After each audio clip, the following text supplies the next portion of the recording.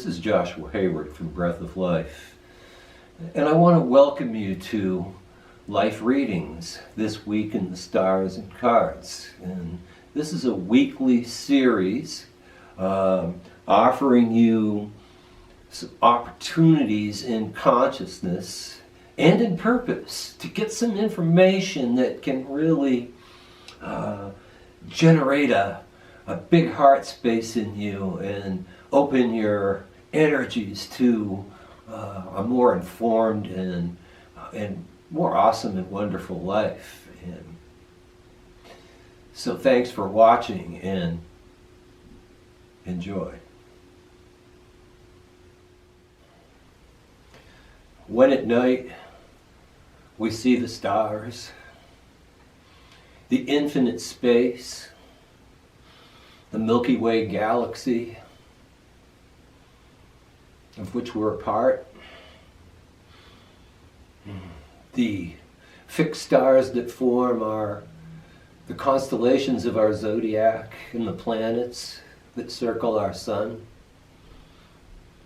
And it all seems so distant and vast and unfathomable.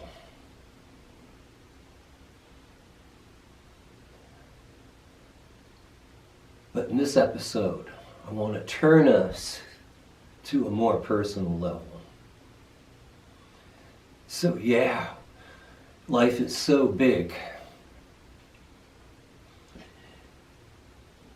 And as we start this new wave of experience beginning to unfold at this time of year that stretches to late spring and on into the summer and even into August and September.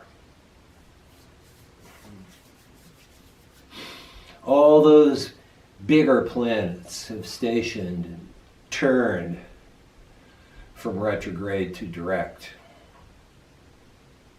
And so now what do we have before us? We have two of the more personal planets, although they may seem far away from us. Mercury and Venus are really near and dear, to our mind and to our heart, to our experience here. And so, with the stationing on Saturday of Venus on 29th of January, and then on I think it's the 4th of February, later on in the week, that could be Friday if I'm not mistaken, into that next month of February,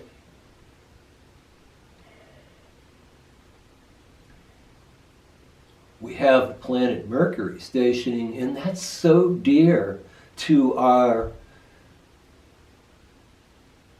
ability to communicate, to be able to receive information and to give, and to unite with that information. And then getting back to Venus, the ability to feel things in our heart and want to express them, and to receive what other people want to express. And maybe even what divine powers may want to express to us as we observe our lives, because aren't we receiving reflections all the time of who we are and what our goals are and where we're falling short and where we're moving forward and where we're feeling joy and when we're feeling sorrow? So let's take a more personal look at life this week. The last week in January 2022, and then moving on into the first week of February. Okay, so I mentioned those two planets, Mercury and Venus. So much to do with the heart and the mind. And I'm just thinking that maybe we can take a look with our hearts and our minds into a deeper level and not beyond how we just communicate from an egoic level of projection. Projecting about love, projecting about what's important to us, projecting these thoughts and feelings that maybe have been projected on us. And so on a more personal level, are we connecting in our personal lives with the deeper element of the soul? Are we tapping into Christ consciousness, an awareness that Spirit and all that Spirit has to offer, everything that Source Energy has to offer is here with us? And on personal levels, are we making the most of that? Are we aware of it, and are we making the most of it? That's what I want to talk about. In this particular episode, there are no big planets doing anything right now. These two planets are within 1 week. They're small ones, but they're very significant. So, let me ask you, what's happening in the structure of how you communicate? Are you getting your ideas across? Do you feel that they are being, received? And are you receiving others? That's an important thing. Also, in your heart space, are your expressions of kindness and decency and love and creativity, how is that happening? Do they seem like they're being received? And are they true expressions of how you really feel? So mentally and from the heart, are you going through the motions? In some estimation, maybe just sort of emailing it in, that whole thing about life.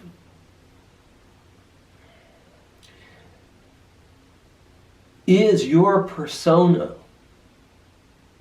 effectively being run by your soul? Is it being felt on a soul level with others? These are the things that I really feel are important for this week in the stars and cards here. So let's proceed with the life readings now and move into the tarot. I've mentioned the astrology. No need to belabor that too much longer. Let's see how the cards support the stars. I guess another question, on personal levels, are you on track with your life? Does it feel like you're moving in a direction that's meaningful to you? Okay, so with that question, let that one and the other thoughts that have arisen here, let them be behind, or at least be a precursor to these cards. So I'm going to go with my usual, probably 6 cards. It might be 7. I don't know. Let's see how it goes.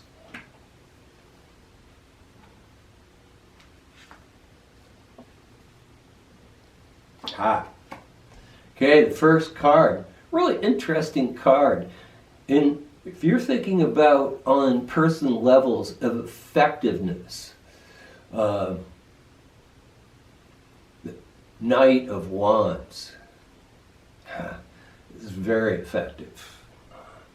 He charges in on this horse here, and it's a very effective sort of vehicle for creativity, but also for destruction too. So where are you charging? Are you charging into being excellent in life and being the best that you can?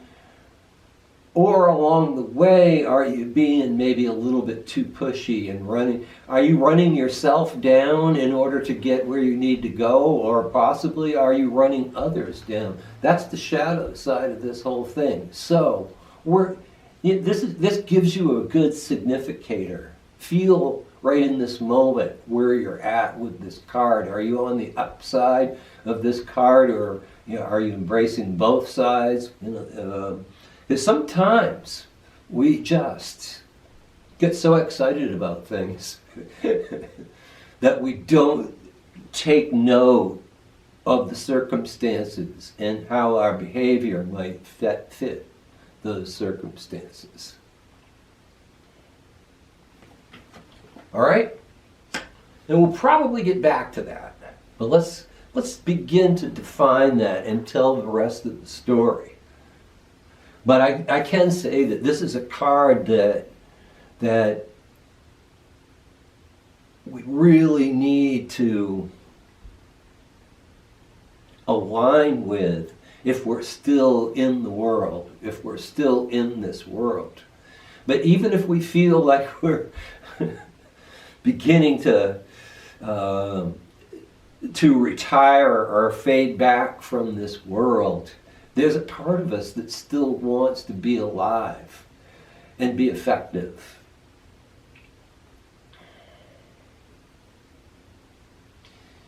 In the circumstances, whatever they may be. Okay? So.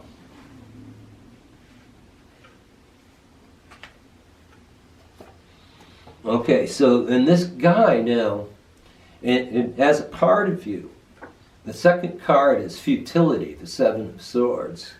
Okay, so on a personal level, is that excellence in you running up against the wall? Have you tried a bunch of things? You see this sword is trying to penetrate to or through the circumstances to what wants to be achieved. These other 6 swords are kind of different ideas that are preventing that from going forward. Sometimes we just meet a place where we need some kind of liberation. The moon is in Aquarius in this card, so we need to kind of see what's going on and liberate ourselves from the situation on a personal level. Okay, and maybe step back and let that Knight of Wands take note. And the Knight of Wands doesn't like to take note so much. It needs to, it just wants to go, you know. Mm-hmm. So, where are you with these things? Okay, next card. Okay, so you may be running into some conflict then here with that whole thing. If you keep trying to go where it's futile to go, sometimes you've got to lay down those swords, you know, and take stock. Once again, Knight of Wands doesn't want to do that, but in order to get going like that, it needs to happen. Here's another fire card. That second card was an air card or a mind card. This is called strife, or I call it sometimes conflict and contending. This is where your creativity is kind of blocked because there's a heart space that's closed down. So when you're looking into Saturn in the sign of Leo here, and you're looking at just right in a Venus station, is your heart really into what it is you're doing? That's what I get a feeling for here, you know. It's like it's just, we're taught in society that it doesn't really matter what our deepest desires are, that we need to keep, what's that expression, go along to get along, or something like that. We tend to go along with things because it seems expedient, and it breaks our heart. I'm tempted to think I'm just doing a reading for myself here, but I know that that's not true.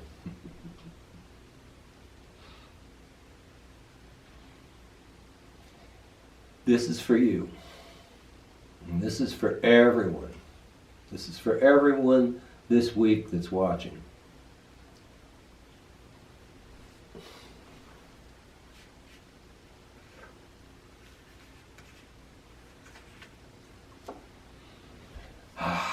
Okay, so we have an identity that, in this reading so far, that there's a part of us that's really excellent and wants to achieve things, but as we move through it, we're dumbed down and we're prevented by the dull circumstances of an uncaring world. That's one way of looking at that particular program that we're seeing so far. On some kind of level, find a place where you can relate to that. It's there, I know it. And then, so the next card is kind of a relief, because this is the identity. Venus is in Aries here. The card is called completion. So we're coming complete. This is a chance for you to come complete with that personal identity that gets shut down in the Knight of Wands, and you does not get to succeed. So there's a completion of that. You can see the wheel turning into a completion. Venus in Aries. Aries says, I am. Okay, I am disidentifying with this, and I'm going to a deeper soul level to find out who I am beyond the circumstances. So it's taking a more personal look this week once again, so you can kind of conclude with approaches that in this particular historical time in human history, at the end of the patriarchal reign here, as things have been getting very, very crazy, these circumstances are calling for us to move on deeper levels. We're in it, but we're not of it. Okay? So there is an alternative.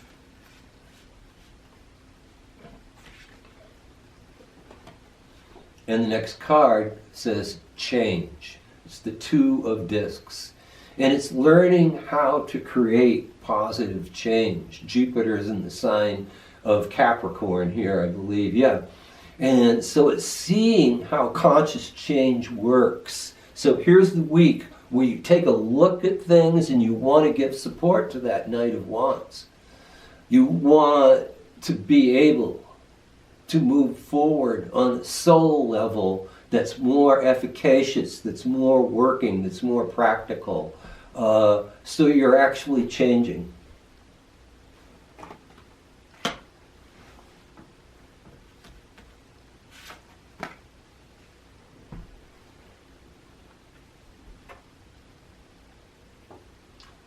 To become the star.